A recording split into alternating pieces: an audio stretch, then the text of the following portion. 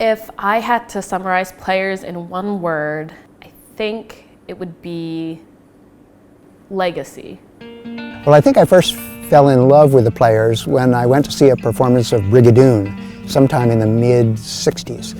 And it was such a sort of a magical story, and I was so transported by the experience that I thought, this is a group I want to be a part of. I remember watching all the high schoolers do the Players shows, and they always felt so spectacular. And then when you got to high school, it was something that really felt like it was for everyone. It's a place where kids of all persuasions, all interests come together. You could have somebody from this part of the world and this part of the world, and you might not congregate in the hallways, but you would congregate here. You get the traditional like theater kids, but you also get the athletes, and you get science kids, and you get all of that mix together. It brings all kinds of different people together. And it was a chance for me to sort of reach out into other parts of the school that I would never have had contact with before. My most favorite production that I've ever done would have to be My Fair Lady.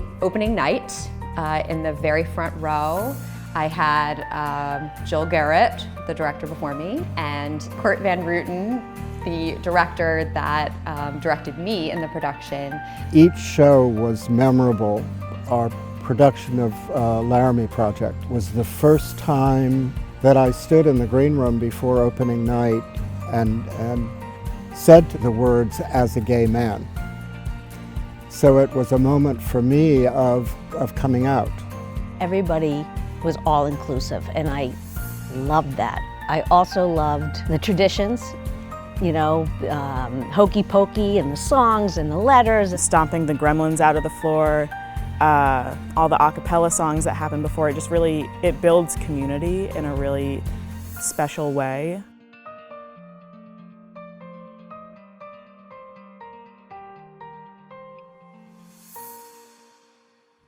To me, Players means excitement, Exploration. Discovery. Family. Unifying. It's not just my class, it's not just the class under me. It's been decades on decades of people going through the same thing. In our day, of course, we did all of the plays in the Kingsley Gym.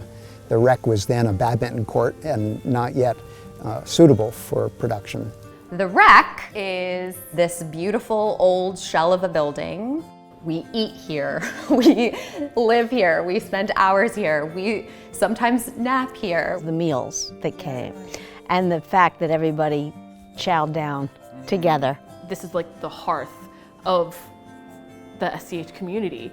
We started calling it the Igloo after that, and it's stuck. What it needs is an update. It needs a restore. It needs to be reinvigorated in a way that mirrors some of the other beautiful additions and renovations that have happened on campus and brings our performing arts creative space up to an even keel with the rest of those.